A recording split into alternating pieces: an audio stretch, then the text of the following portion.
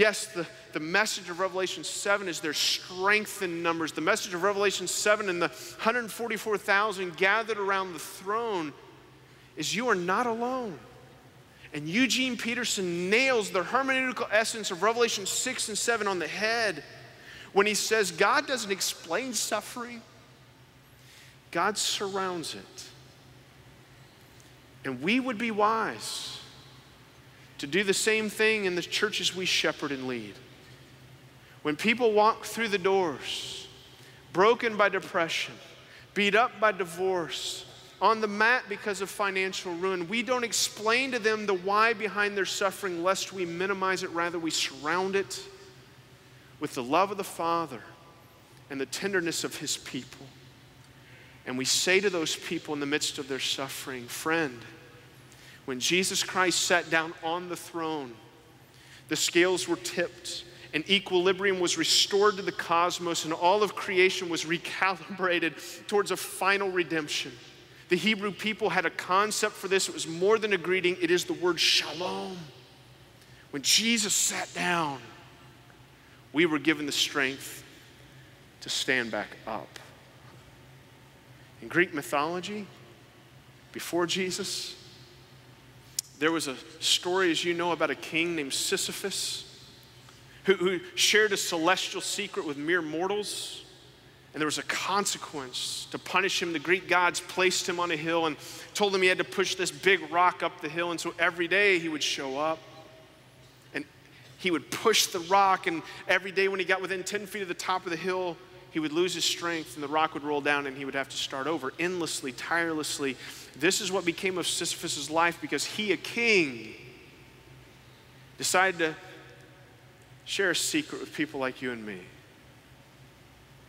A few years ago, my wife called me at Christmas time again. I was on my way home from work, and she said, John, I just want to prepare you. I said, prepare me for what? And she said, your son. Anytime she starts a sentence like that, I want to say, he's your son too. Why do I? She said, your son spray painted a big orange X on the driveway, and by big, I mean really big. Now, to my boy's defense, the day before, we'd drawn pictures in the driveway using chalk, and I think he thought it would just wash off as easily. And so I pull in our neighborhood, and I'm a good 100 yards from the driveway, and I can already see it. All right? It's the kind of X you would paint if you were helping the space shuttle make an emergency landing. And so I walk in the house, and there's Silas. And he sees me. And he goes, and he runs, and he hides behind his mom. Shame and fear and all the little things that make me want to hide made him want to hide. So I grab him and I pull him out from behind his mom and I wrap him up because he's mine. And I say, buddy, if I was going to spray paint a letter of the alphabet on the driveway, I would have chosen X. Good choice, good choice. And you know what? He responded to grace the way a lot of adults respond to grace. I'll never forget this look on his face.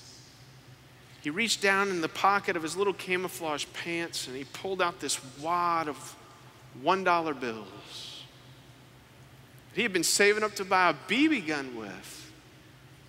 As quickly as he tried to give it to me, I gave it right back to him. And I said, buddy, I got this. So I went to Lowe's, and the clerk at Lowe's gave me 100 pieces of steel wool. That should have been my sign.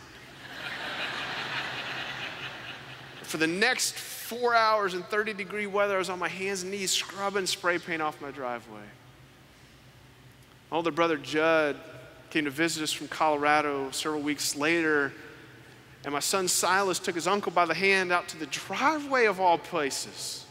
And he said to his uncle, Uncle Judd, look, this is where I spray painted the driveway, but look, it's not there anymore. And my brother said, did you have to clean it up? And Silas said, no, I'm not strong enough to make that kind of stain go away, but Dad was. Hey, Matt was gracious in inviting me. And you've been more than gracious in listening. And I need to do more than contextualize Romans 6 and 7. I need to personalize it. Because of my sin, I deserve to suffer.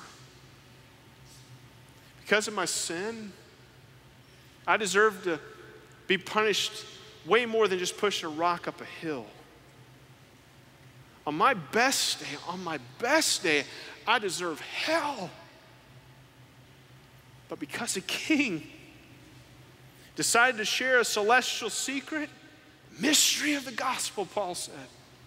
Because a king decided to interact with a weak and weary humanity, because a king was strong enough to scrub away the stain of my sin, I can't think of a better response than to stand up and sing out about his goodness in my life. God is epically, eternally good, even when life isn't good to me.